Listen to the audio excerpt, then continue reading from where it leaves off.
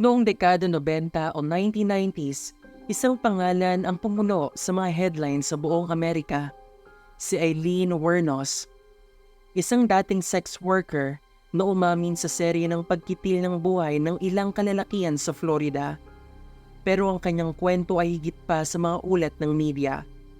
Ito ay isang salaysay ng isang babaeng lumaki sa kahirapan, pinagdaanan ng matitinding hamon sa buhay, at nauwi sa isang masalimuot na serye ng mga pangyayari na humantong sa isa sa mga pinakakontrobersyal na kaso sa kasaysayan ng Amerika.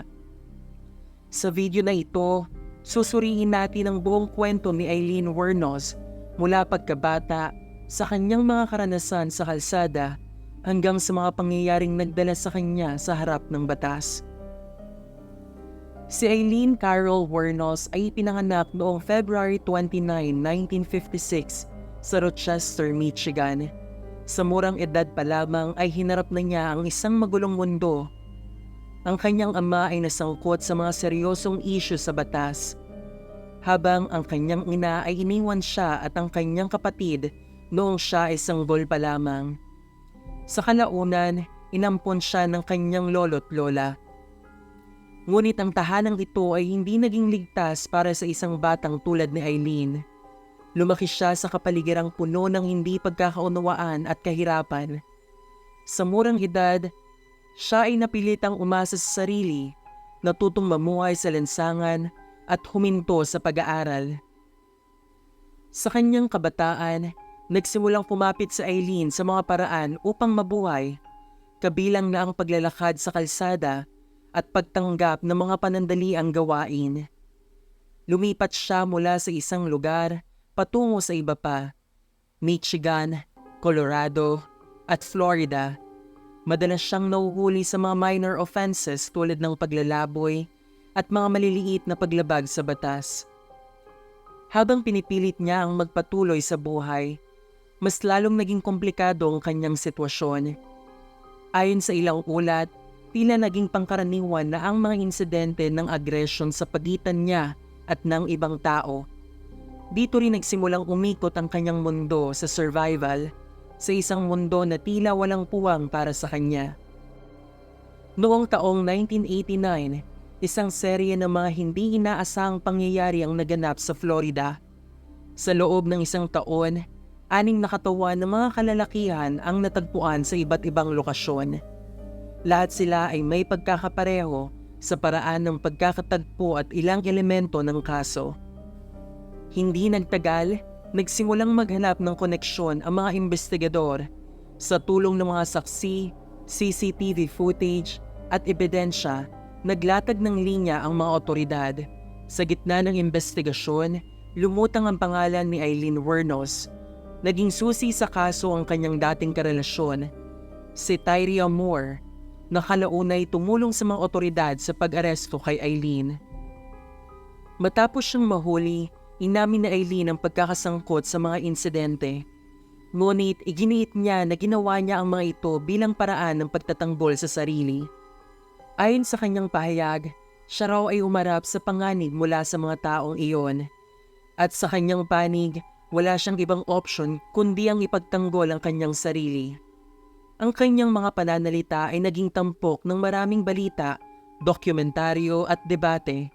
Ang tanong ng marami, siya ba ay isang taong pinilit lamang ng mga sitwasyon sa buhay o may mas malalim pang dahilan sa likod ng kanyang mga ginawa? Noong 1992, nagsimula ang paglilitis kay Aileen Wuornos.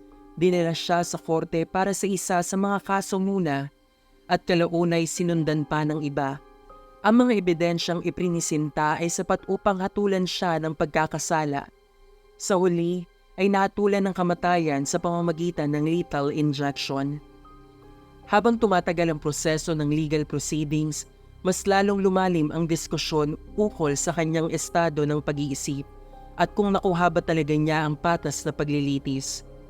Ilang grupo ng human rights advocates ang nagsabi na ang kanyang mental health ay dapat sanang mas nabigyan ng konsiderasyon.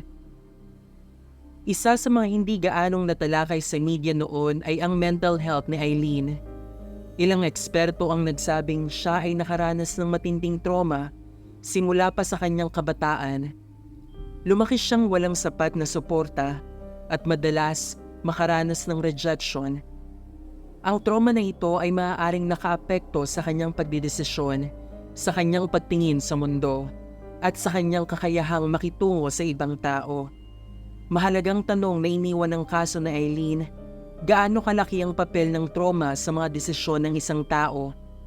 At may hangganan ba ang pagiging responsable kung may matinding epekto ang nakaraan sa kaisipan ng isang individual? Dahil sa kakaibang katangian ng kaso, naging malaking bahagi ng pop culture si Aileen Wuornos. Ginawan siya ng maraming dokumentaryo, pelikula at libro. Isa na rito ang pelikulang Monster na pinagbidahan ni Charlize Theron na nagwagi pa ng Oscar para sa kanyang pagganap. Ngunit sa kabila ng atensyon, maraming tanong ang lumitaw. Totoo ba ang paglalarawan kay Aileen? O may bahagi ng kanyang kwento na muling nabaluktot sa lente ng entertainment? Noong Oktubre 9, 2002, isinagawa ang hatol kay Aileen Wuornos sa Florida. Sa kanyang mga huling pahayag, ipinakita niya ang halo-halong emosyon. Makikita ang kanyang galit, paninindigang matatag, at tila pagbabalik tanaw sa kabuuan ng kanyang buhay. Marami pa rin ang hindi sang-ayon sa desisyon. May mga naniniwalang nararapat na sana siya'y unawain kaysa agad na husgahan, habang para naman sa iba, makatuwiran ang parusa dahil may mga taong nasaktan sa kanyang ginawa.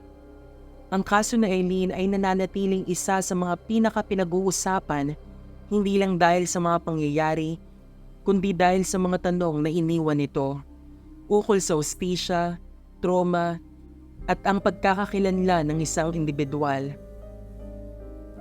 Si Aileen Wuornos ay isang komplikadong personalidad. Hindi madaling ilarawan kung sino siya, isang biktima ng isang sistemang panlipunan o isang taong tumalikod sa kabutihan. Sa kabila ng lahat, ang kanyang kwento ay isang paalala sa atin ng kahalagahan ng suporta, pagkalinga at sistemang makatao, hindi lamang sa mga taong nagtagumpay, kundi lalo na sa mga taong halos walang pinangahawakan. Hindi natin kailangan sang-ayunan ng kanyang ginawa upang maunawaan ang kanyang pinagdaanan. Sa pagtatapos ng video na ito, naway mag-iwan ito ng pagninilay sa atin. Gaano nga ba kalalim ang ugnayan ng trauma sa hustisya? Muli, maraming salamat sa pagtangkilik sa ating kwento. Kung nais mong malaman ang higit pa tungkol sa mga hindi malilimutang kaso at misteryo, huwag kalimutang mag-subscribe at i-click ang bell icon para sa mga updates. At kung meron man kayong mga comment, suggestions, or gustong talakayin sa mga susunod nating contents, huwag niyong kalimutang mag-iwan ng comment sa ating comment section below. Hanggang sa susunod na episode, mga kakilabot!